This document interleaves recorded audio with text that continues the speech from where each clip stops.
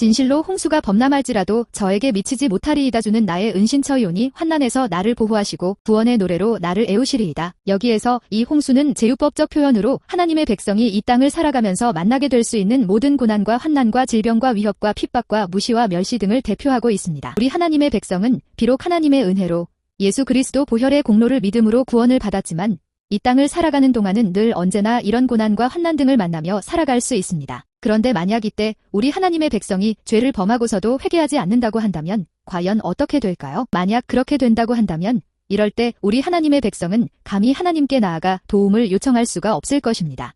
왜냐하면 하나님은 죄를 미워하시고 분노하시는 분이시기 때문입니다. 하나님은 죄인과 함께 하시는 분이 아니시기 때문입니다. 이 죄악은 나와 하나님과의 관계를 파괴하고 망가뜨리고 멀어지게 하는 것이기 때문입니다.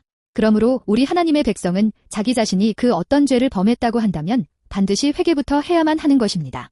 우리 하나님의 백성이 하나님께서 미워하시고 진노하시는 죄를 범했을 때는 반드시 먼저 그 죄에 대해 회개함으로 하나님과의 관계부터 회복해야만 하는 것입니다. 그러면 하나님께서는 다시 그 백성과 함께 해주시고 그 백성을 지켜주시고 보호해주시고 그 백성의 기도를 응답해주시리라는 것입니다. 아니, 하나님의 백성이 자기 죄에 대해서 자복하고 회개하기만 하면 하나님께서는 그 어떤 홍수와 같은 감당하지 못할 고난과 환난 등이 닥쳐온다고 할지라도 능히 지켜주시고 보호해주시리라는 것입니다. 주는 나의 은신처이오니 환난에서 나를 보호하시고 구원의 노래로 나를 애우시리이다. 셀라. 지금 이 말씀도 우리 하나님의 백성이 자기 자신이 범한 죄악에 대해서 자복하고 회개하기만 하면 하나님께서는 기꺼이 그 백성의 은신처가 되어주시리라는 것입니다.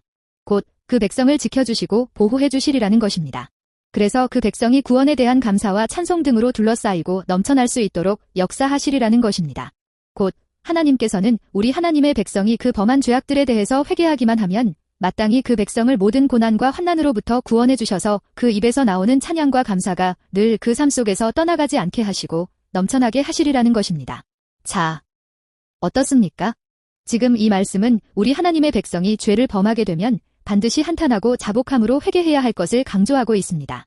비록 우리 하나님의 백성이 하나님의 은혜로 그 어떤 일한 것도 없이 오직 예수 그리스도 보혈의 공로를 믿음으로 구원을 받았다고 할지라도 그 어떤 죄를 범하게 된다고 한다면 반드시 한탄하고 자복함으로 회개해야 한다는 것입니다.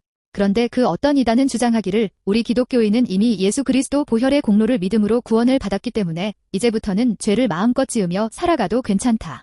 이것이 복음의 자유이다 하고 주장하는 것을 보았습니다. 그러면서 그 교주가 술집과 카바레와 도박장 등을 자기 집처럼 드나들며 살아가는 것을 보았습니다. 그렇지만 이런 주장, 이런 모습은 오직 사단의 미혹이요 어리석음이라는 것을 알아야 합니다. 하나님의 백성은 죄와 싸우되 피를 흘리기까지 싸우면서 살아가야 하는 존재입니다.